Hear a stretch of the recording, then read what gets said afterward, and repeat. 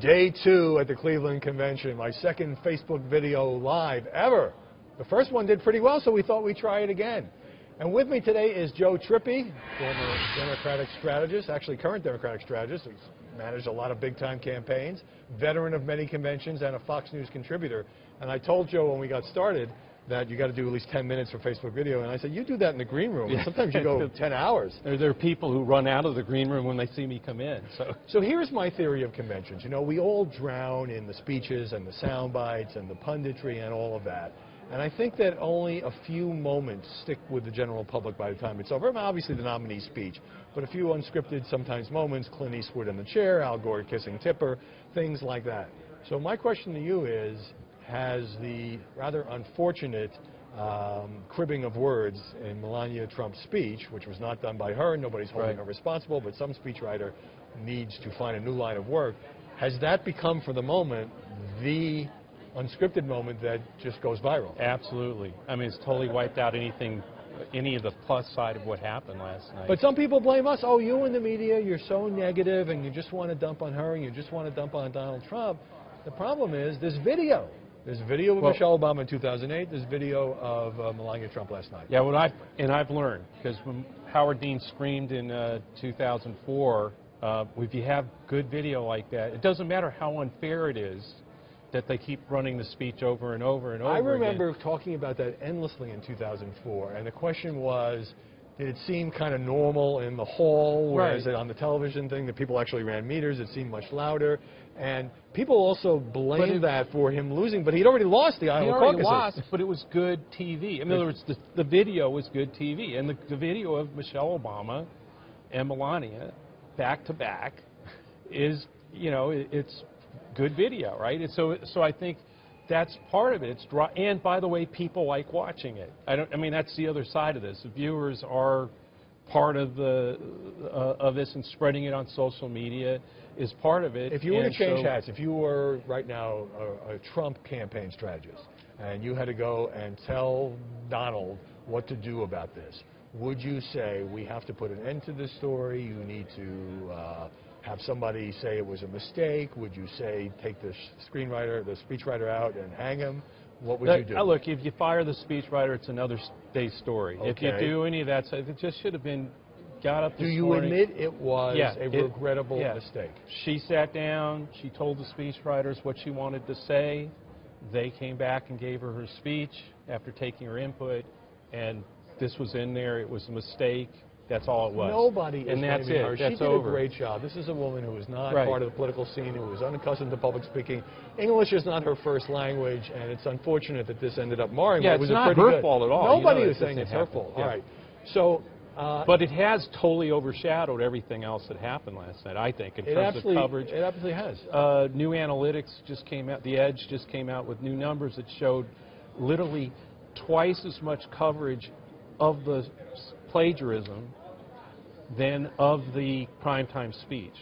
So it's twice as many impressions, and twice that means as many that people. the whole night devoted to Make America Safe Again, Rudy Giuliani's speech, was, by the way, was blown off pretty much by ABC, NBC, and CBS, which only given hours of the convention, wanted to give more time to their pundits. So that didn't break through as much as it might have. So, you know, since you've been involved in conventions, is there a way to plan these things so that you produce the desired headlines, the desired themes, or do they always kind of rock and roll and veer off in ways that nobody expects? Well, there's always the chance that something's going to veer off, but one of the things about most conventions is they actually been planned for so long. Everything's scripted.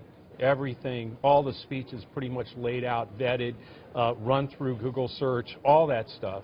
Is it different at a Donald Trump convention where, one, you clearly have a divided party, even though I thought all these pronouncements of chaos and mayhem when the Never-Trumpers tried to force a recorded vote on the rules that could have opened up the convention. It was a kind of an embarrassing moment, but not much. It was shouted down by voice vote. But also, Donald Trump doesn't have the huge campaign apparatus that a Hillary Clinton has, that probably every Republican presidential candidate has had in the past. Does that make it harder to even just make the trains run on time? I think harder. Because Joni Ernst, past 11 o'clock, most Americans didn't see her speech. I think both harder and more likely that things that we're seeing happen. And so, I mean, like I fervently believe you would have seen these kinds of things at Howard Dean had we won the nomination in 2000. Because you were also an insurgent campaign? Same thing, insurgent campaign. We didn't have a whole lot of the establishment, you know, the best speechwriters, they were all working for John Kerry and other candidates. And you know, literally, I think I was the only person in the campaign, or one of the few that had actually worked on a presidential campaign before. We would have gotten to this convention. It was you and a bunch of kids, basically. Yeah, but you know, so I think, you know, look, the Trump campaign was that kind of campaign. It was a campaign of him and very few people. To plan this kind of convention and to do it as late as they got into the process, you're going to have these kind of mistakes, and you're not going to have, not every speech is going to be vetted the way it should have been, or would have been had this been. What's another example of a convention moment that went off the rails? Were you involved in the 1980 Democratic Convention? Well, yeah, that was Jimmy Carter was chasing Ted Kennedy around the stage to try to get that get the hand in the air, and he never was able to get it. They never. If you go look at it's painful. Yeah, Carter keeps chasing Kennedy around the working stage. For? I was working for Kennedy. Okay. I was a floor manager for Texas and Utah delegations at that convention. Yeah, so that's not an accident that Ted Kennedy did that. There was a lot of bitterness between the two camps. Every vote in that every single vote in that convention was war. And the vote yesterday on the rules reminded me a lot of the very first vote in that 1980 convention was a vote on the rules. The Kennedy forces were able to force the roll call vote. We actually got that far. Yeah. We got that far. No, Kennedy had only won 5 states against Carter. Right, but there were some big states. But a lot of he didn't control that many delegates, but he had sympathy. Right, and people were like with sort of Trump, people had second thoughts about Carter in that one, and so there was a movement to change things, and that rules vote was the vote. In other words, had we won that vote, had Kennedy forces won that vote, we would have likely been able to push Carter out. We weren't, and Reagan became president because when you have those kinds of fights, I mean, the Republicans have to hope the Democrats that were was the last we saw. The Democrats were very divided that year, yeah. and Ronald Reagan was a pretty good candidate. He was underestimated by the media as well as the Democrats. All right, so if you're looking ahead to the next few days in Cleveland, besides Donald Trump needing to give a good speech, and besides Mike Pence needing to give a good speech, what has to happen for the Trump campaign to come out of this with having delivered a pretty good message to the country, or is that an uphill climb at this point? I mean, he's got 2 things that are unusual. The first, I mean, that's always what you've got to do, try to broaden out for the whole country. But the first problem he has is that vote and roll on the rules. There's still a split. It's not as forceful, but you got to keep bringing that's what they did well yesterday. Was by moving on Clinton so harshly, I think, it got people focused on the floor and in the country, if you're Republican, on, hey, we got to unify. In other words, Hillary Clinton is a unifying force for the divided Republican Party. That's good for last night. Okay. Except for the speech problem.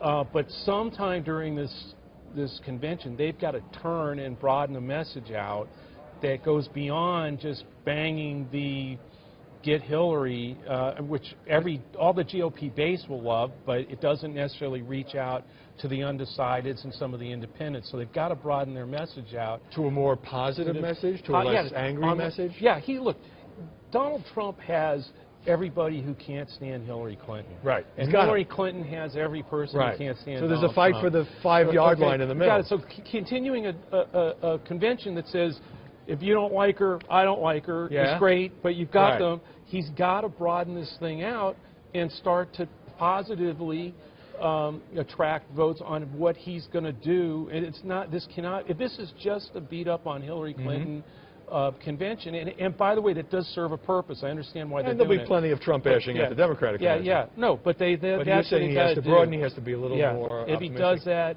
I think that'd be what I'd be looking for him to do. And then, of course, there is this what I would call the commander-in-chief threshold test. People need to come out of this convention being able to imagine Donald Trump, who's not a politician, who's proud of not being a politician, who's never run for public office before, sitting behind that desk in the Oval Office. Now, I told you it would be easy for Joe Trippi to do 10 minutes on Facebook. He does this when he walks down the halls. Joe Trippi, thanks very much. Thank you. We'll see you next time on Facebook Live.